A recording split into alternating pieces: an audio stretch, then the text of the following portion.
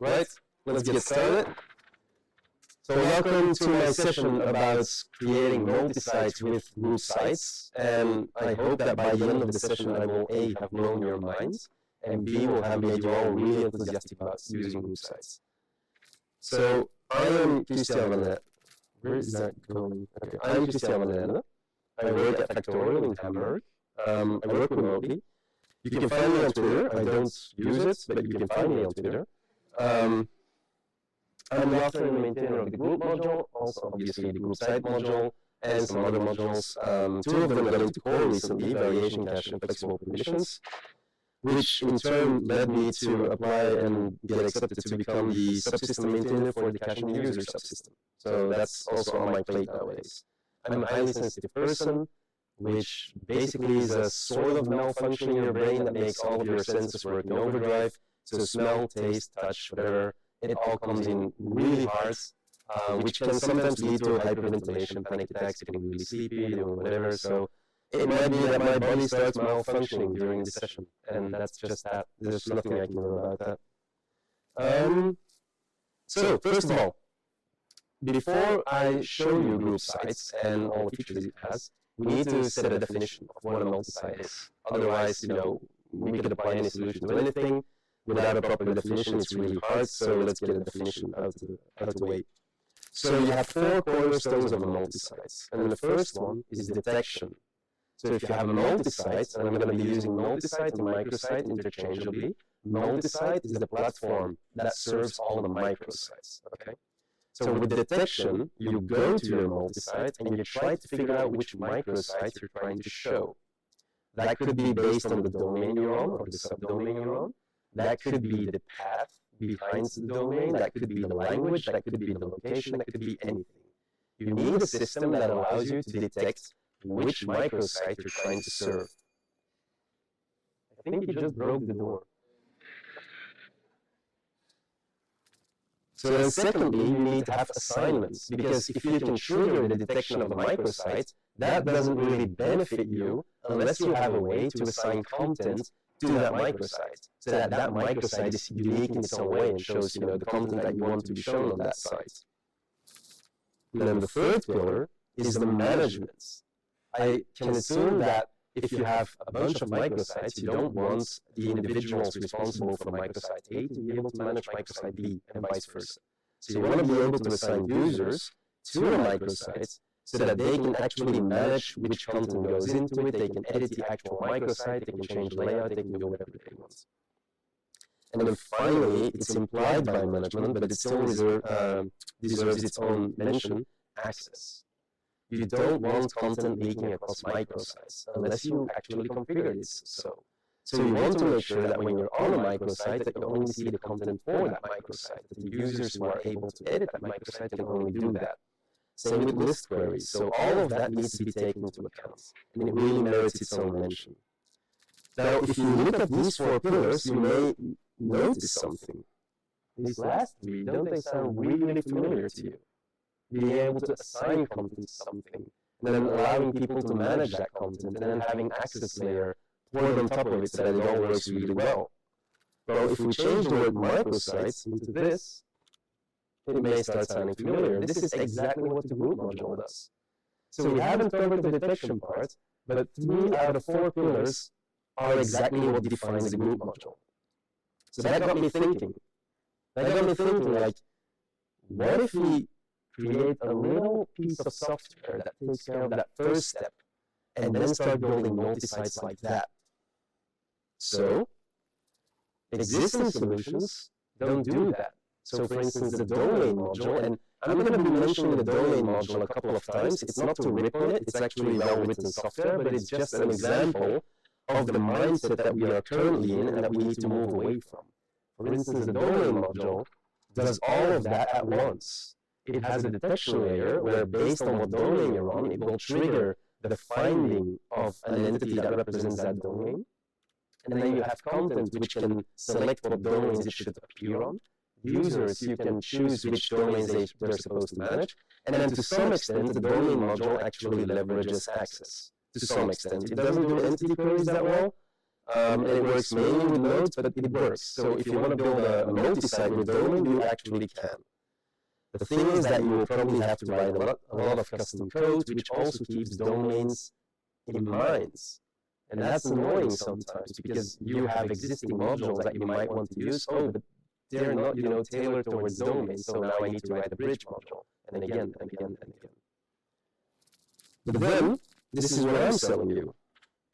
So instead of having one module that does all the things, we have group that does what it does well, and then in front of that we put group sites. And group sites allows you to tell the module group sites how your detection is supposed to work. Whether it's supposed to work by domain, by path, by time of day, by whatever you want. And then group sites will take care of that for you and feed that into group, and group will do the rest. And the cool thing is that the way group is architected means that group sites doesn't really have to meddle in any of group's codes. It actually uses the access policy API that is now in core. It uses that to tell group which group should be active. One caveat, group sites takes care of the detection, but also a little piece of the access, because it uses access policies. You will not have to worry about that part at all. If you use group sites out of the box, you don't need to know anything about access policies. It just works. You can click around in the UI. It's really a site builder's tool. It just works. So, little story. Currently, life as we know it, as I just already demonstrated, could be better. We're building these websites with domain, I've seen a module that actually creates microsites based on language. Pretty wild ride if you go into that code, because language fallback is a thing, and then it doesn't know which site to serve, but I've seen it happen, and we could do better. So, let's say you build a multi-site, and again, talking about domain, because it's probably the only example that people in the room really know about. So you have your 4 pillars. You have domain-based detection, domain-based assignments, management, and access. Cool. It's all working really well. As I just said before, you wrote some custom code. It makes modules integrate with domain. You're really happy. Weekend happens. CEO goes to a barbecue, meets their 10-year-old nephew. 10-year-old nephew makes them change their minds. We all know, I don't know how decision makers think, but we've all had that situation where after a weekend you get a call and they're suddenly like, yeah, I'm not sold on this whole concept of domains, can we make it do something else? And then the story in my head is usually that they have this 10-year-old nephew called Billy or something, and Billy's at this barbecue and he's telling his uncle how well he did in Roblox, and then he's built his own server, and everyone's like, ooh, wow, Billy's tech savvy. Maybe I should tell Billy about my new website. And then Billy says he doesn't like it, and the CEO starts having second thoughts. So that's how it plays out in my head. I'm not that well with clients. People tend to keep me away from clients because of these thoughts. So yeah, but anyways, this is what happens, and then this is what happens with me. So yeah, I get really upset. So we don't want that. But thankfully, we now have group sites, and group sites allows us to do the shuffle. So CEO or decision maker or whoever comes in and says, I want what you just built, but not based on domain. I want it based on a path prefix. I want it to be on the same domain, and then I want to have this little piece of text that tells me which site you should be serving. Well, that's possible, because right now, I was using group, I was using group sites, and I was using a little module I wrote called group context domain, and that essentially gives group sites a context coming from the domain. But I can just as easily feed it group context path. There's an asterisk there because it doesn't exist yet. But if it did, I could feed it to group sites. Or I could even feed it group context, whatever the CEO's 10-year-old nephew comes up with next. So whatever Billy tells his uncle, we just write a little module that gives you a group from whatever Billy cooked up, and that works. So now, we can taste victory. Now we have a client group website, which is awesome. How many of you ever dreamt of a client group website? They can change their mind a dozen of times, and it will just be a very small effort to make your site still function. Because all of your data is in group, and group site is just the gatekeeper in front of that, telling group which microsite to serve. So that's pretty awesome. So you've heard me say context a couple of times, like deriving a group from context. So before I continue with this, just a quick hands up, and as one of the cache subsystem maintainers, I'm hoping to see a bunch of hands. Who knows about cache context? Okay, cool.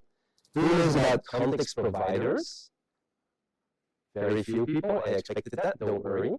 Context providers are a little thing in core which allow you to grab any globally available data and generate a context from it. And you may have already seen that in action with the blocks.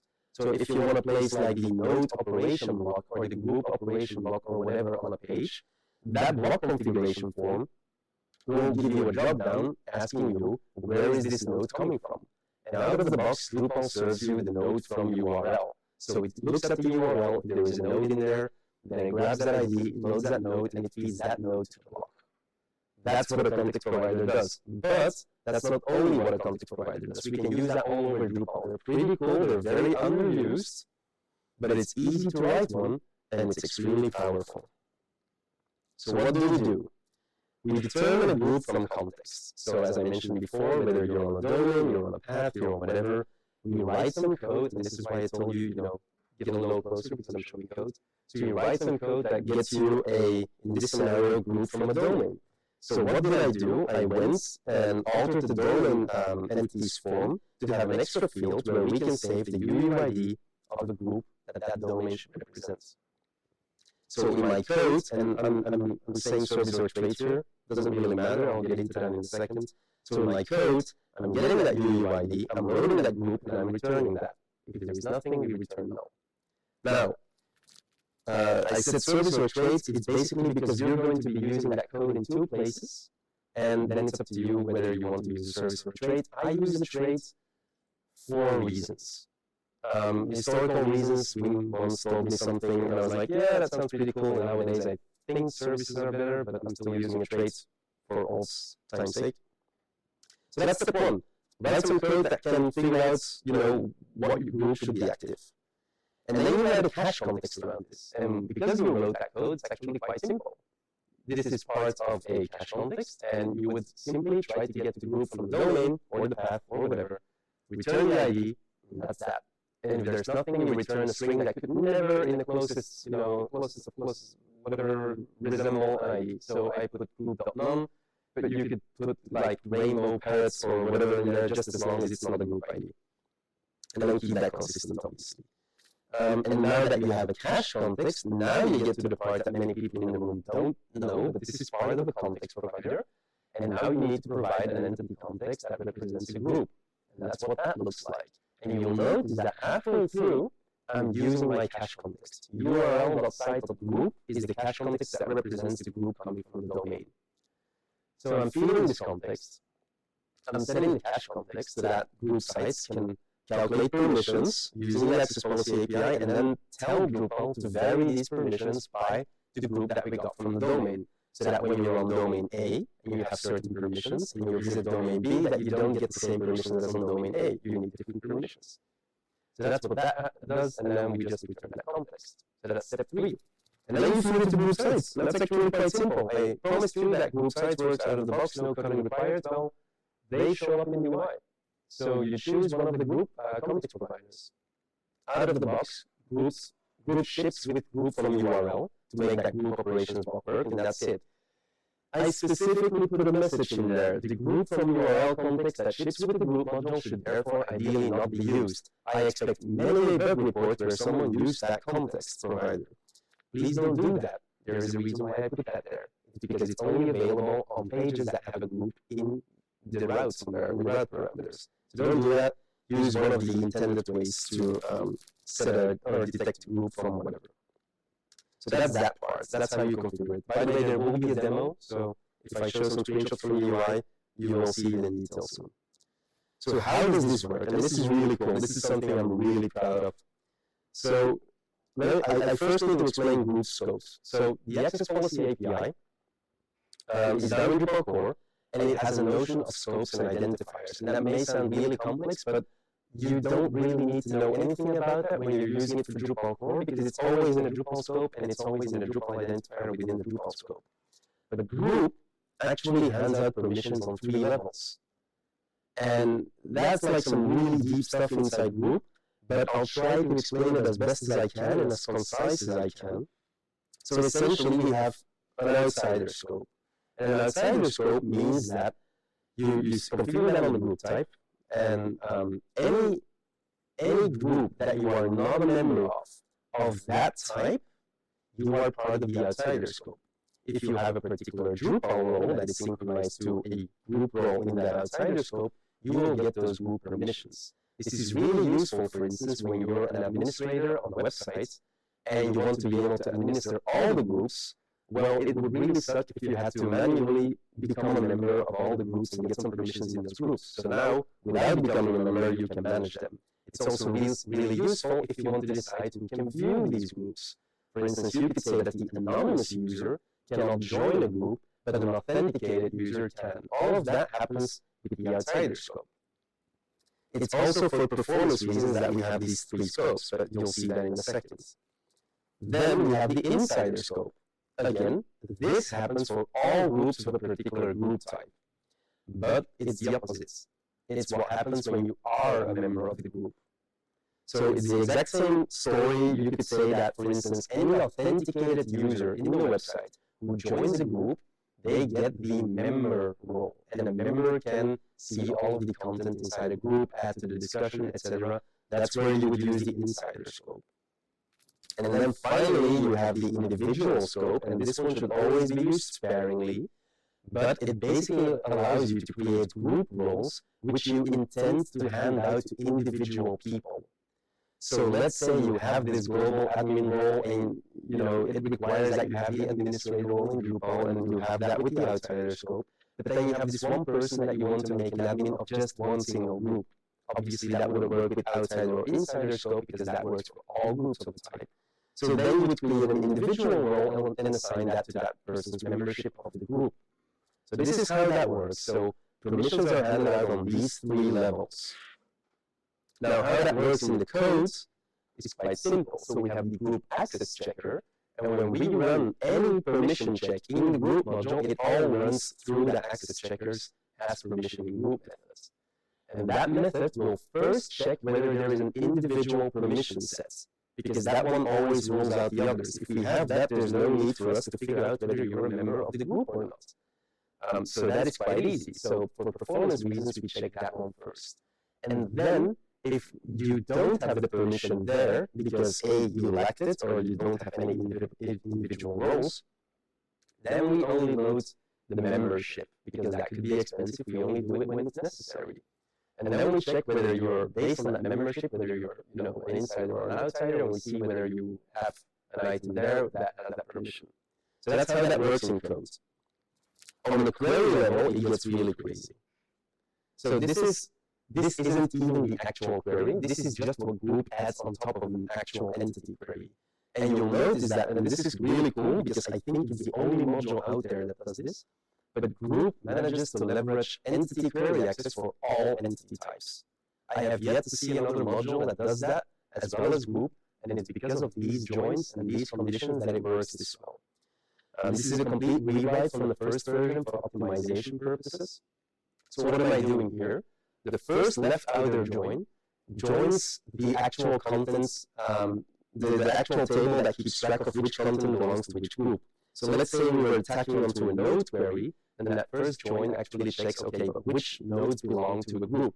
The ones that don't, we don't care about. So in those other conditions, we would then say we don't care about those.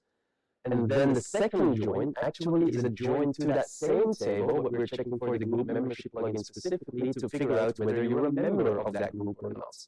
And then we have those conditions where you can see the where your membership is null, so that is the outsider, where it's not null, that is the insider scope, and then you can see instead of checking for group type, we're checking for group ID. Those are the individual groups where you have access.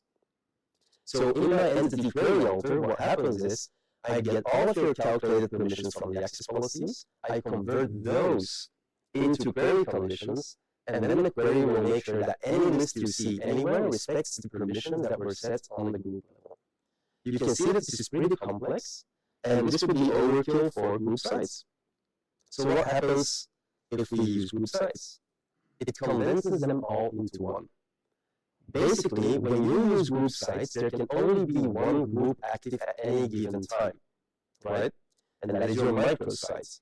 So it wouldn't make sense that we still rewrite every query to keep track of all of the possible groups of one type, where you have that permission, of the other type, where you have that permission, whether you're insider or outsider. That's a lot of stuff we're adding to that query for no reason.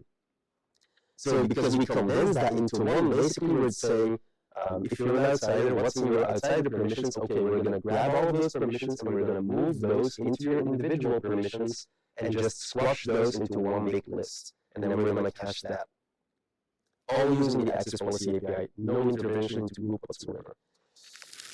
So now your individual access check is slightly faster because we'll never get past that first if statement. Unless you don't have a permission, then we do. But if you do have a permission that you used to get somewhere down here, you now get it up there.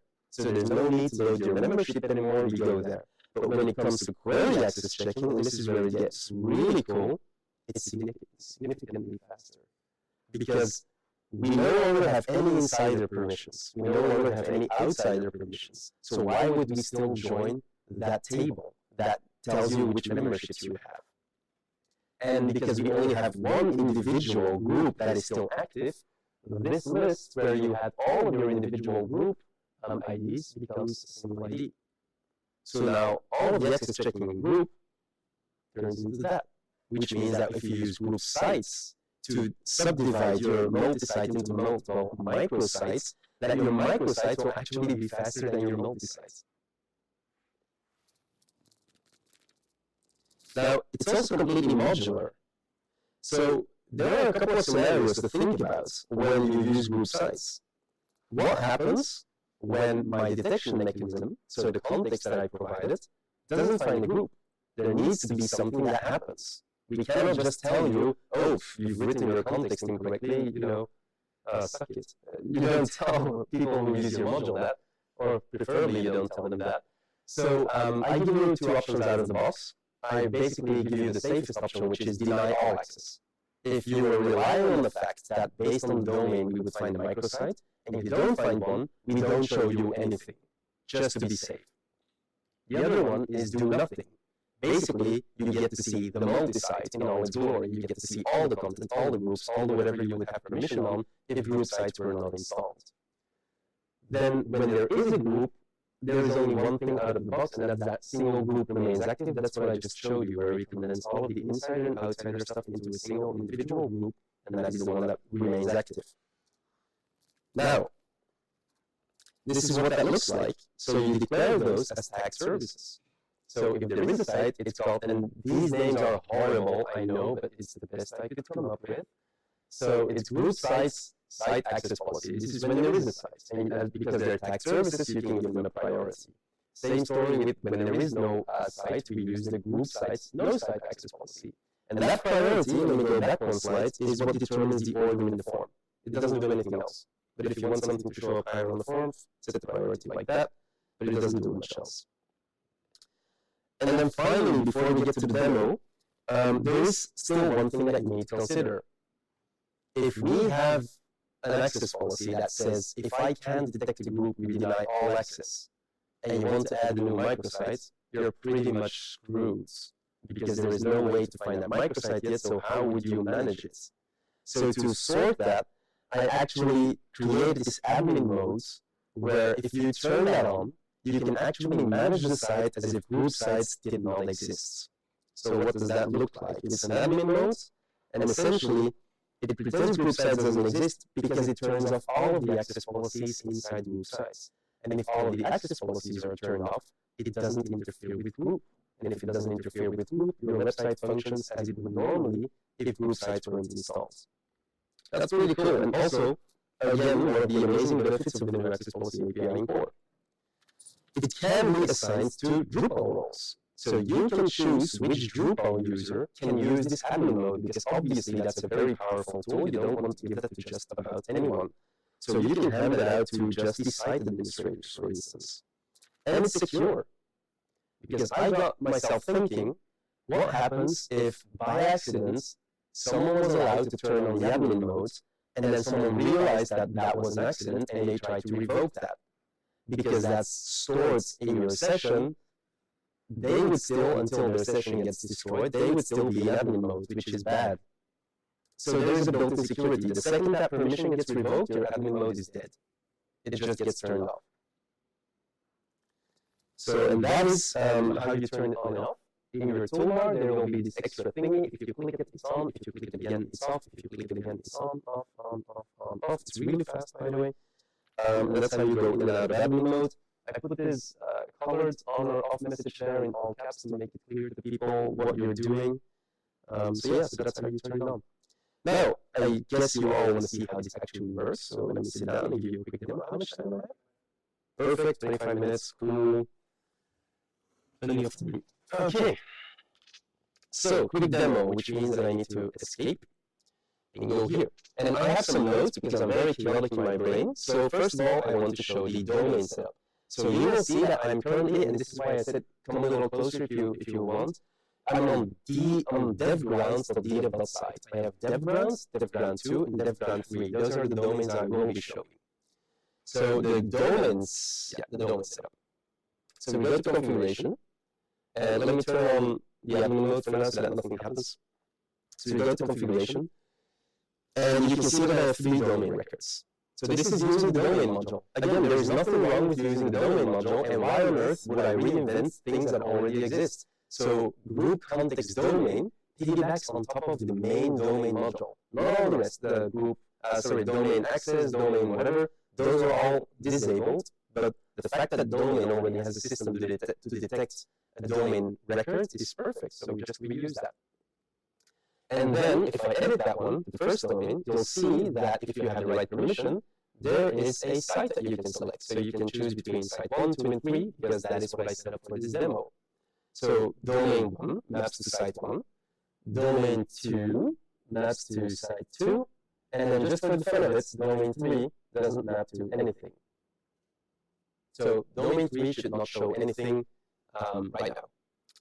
So let's see what else we want to do. So let's show the contents. So I've created some basic nodes.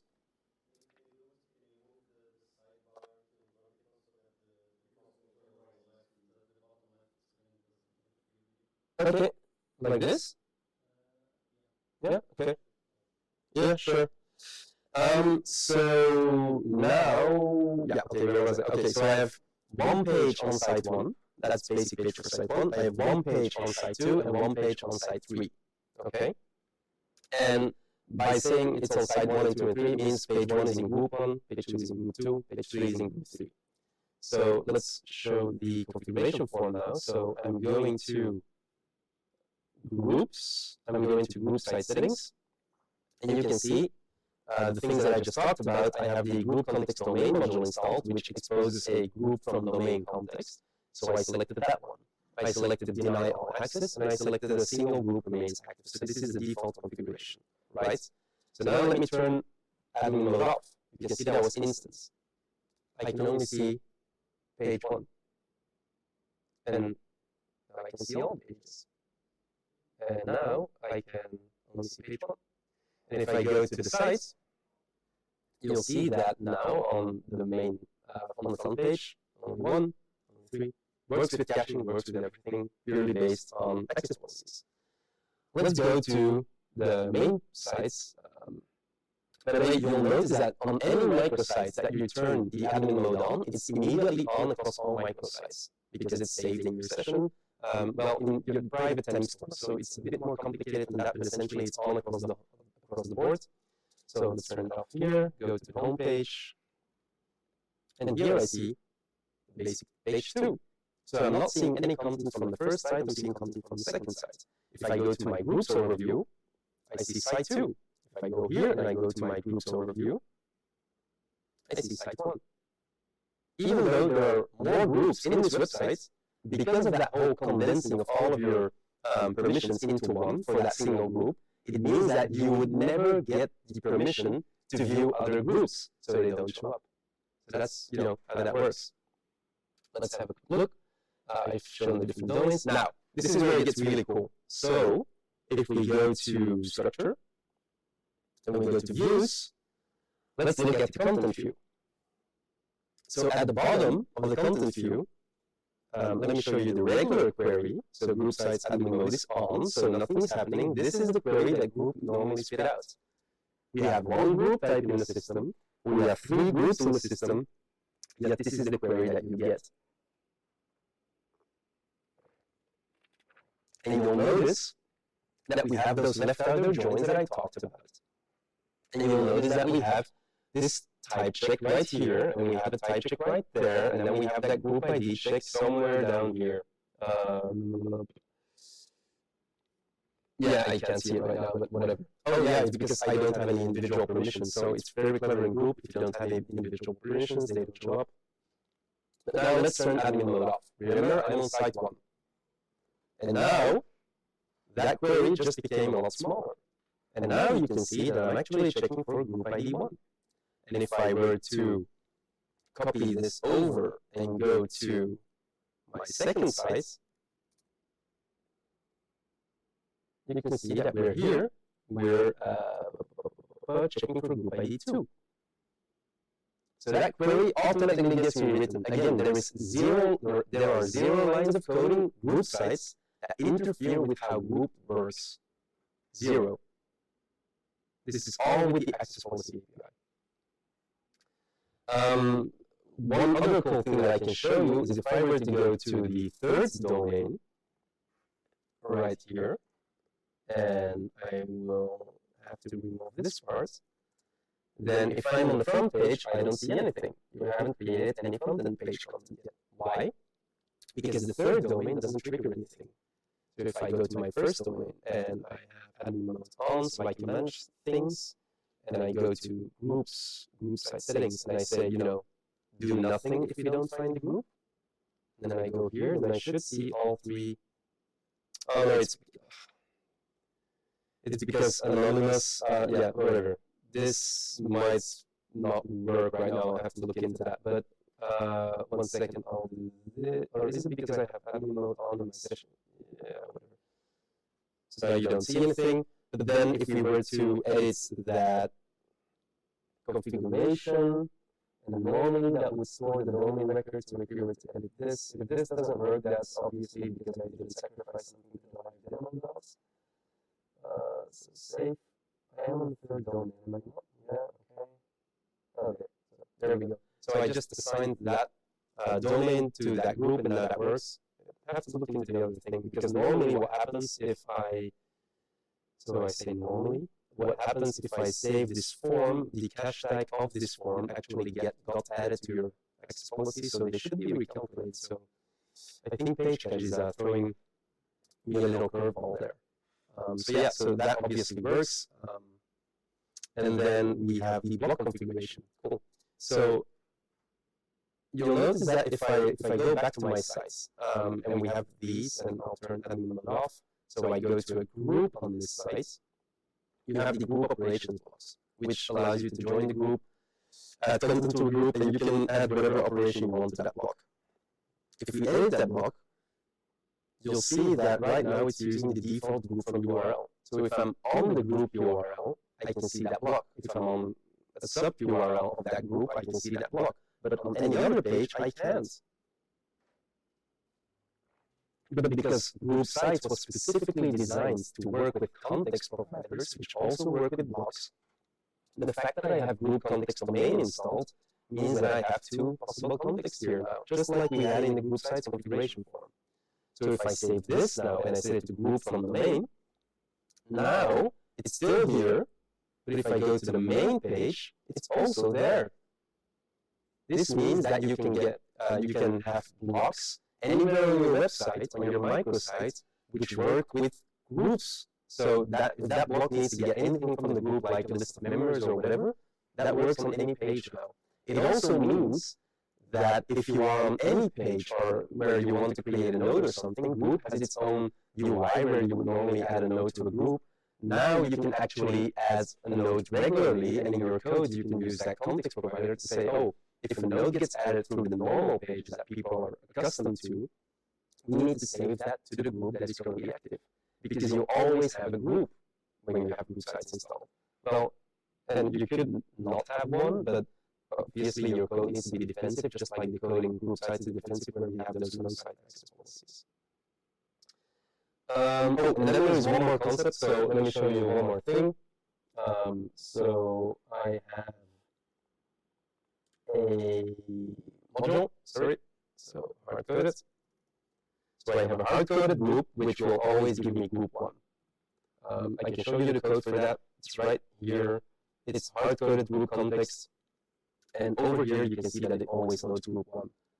Stupid idea, but you get the gist of it. You could do something like that, and then provided that you add the right cache context to invalidate it when you resave your form or you set that hard-coded ID, you can make it so that when you're, for instance, in maintenance mode, it always shows that single microsite that you're supposed to show in maintenance mode. So now that we have that, I can go to groups. I can go to group site settings. I can change my context provider to the hard-coded group. Then if I'm on domain 2, I can now see the content for what I was seeing on domain 1 because I changed the context provider. So if I change this in the code, it will not immediately work unless I clear the cache because there are no cache tags here. So if I now change this to a hard-coded 2, I refresh the page, it's still 1 until I clear the caches, and it's 2. So that's why it's important to have the right cache metadata there. So yeah, that is it in a nutshell. How much time left? Oh, okay, yeah. So that was the demo. And then if we move on to the next one, it's question time. So did that make sense to everyone? So I know, and this is one more thing I want to get out of the way. I know that all of these functions on the access policy API, and probably none of you have any idea how the access policy API works. That's fine. You're not supposed to know how it works. If you want to extend group sites, you can look into it, but it's actually very easy to get into it. It's not that hard. If you have any questions about that and we have time remaining, I can show some of that code. It's not really hard, but I will have a session at Drupal Barcelona, which goes completely into detail on the access policy API. So if you are going there, cool, join my session. If you're not going there, watch the recording. But there will be like 15 minutes completely focusing on access policy API. So group sites work with the access policy API, group works with the access policy API, but there's obviously no time to go into that concept right now. So are there any questions? Yeah, gentleman in the middle.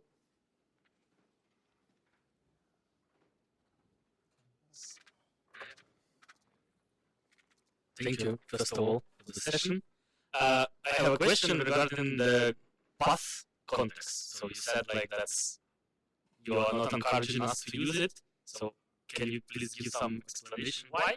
Which context? Path context. The path context. Yes. You can use the path context. I was saying, please don't use language unless you really figure it out.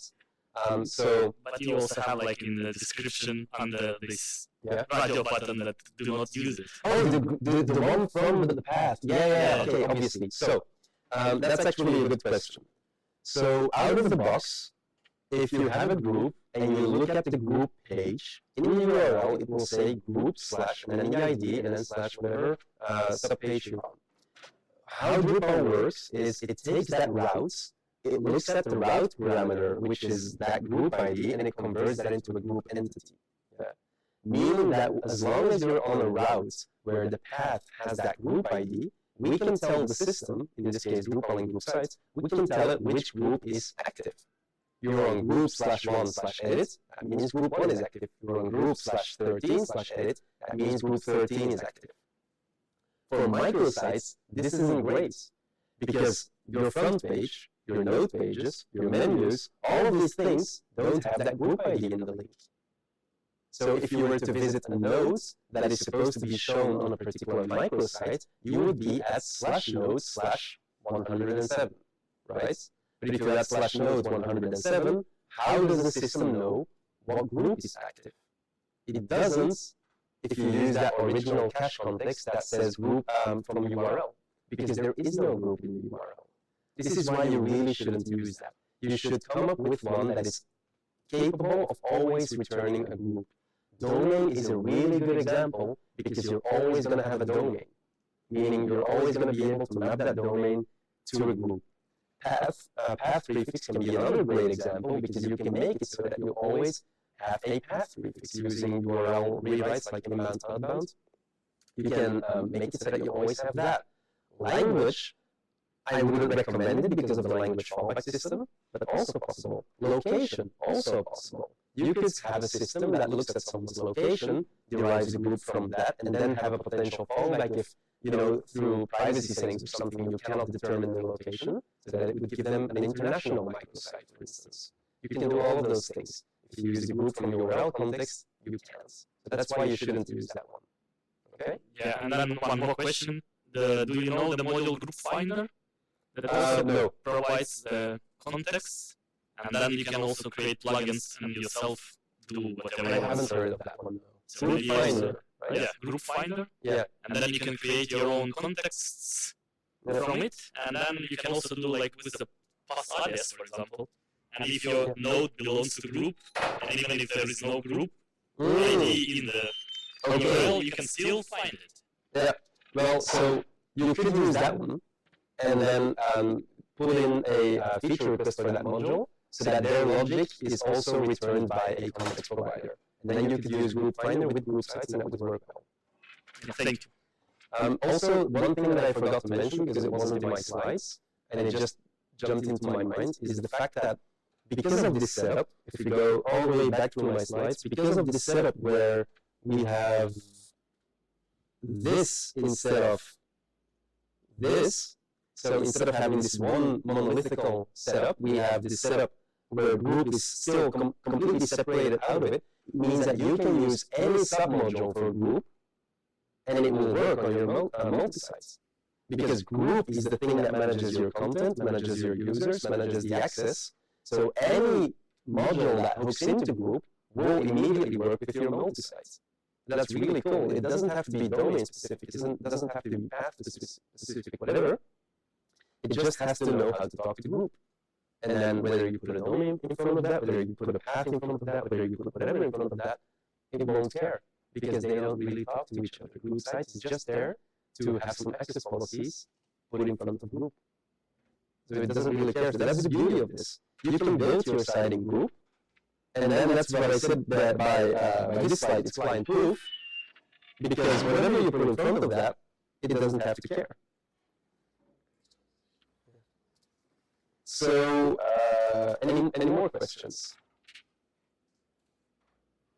No. Right. Do you like the idea?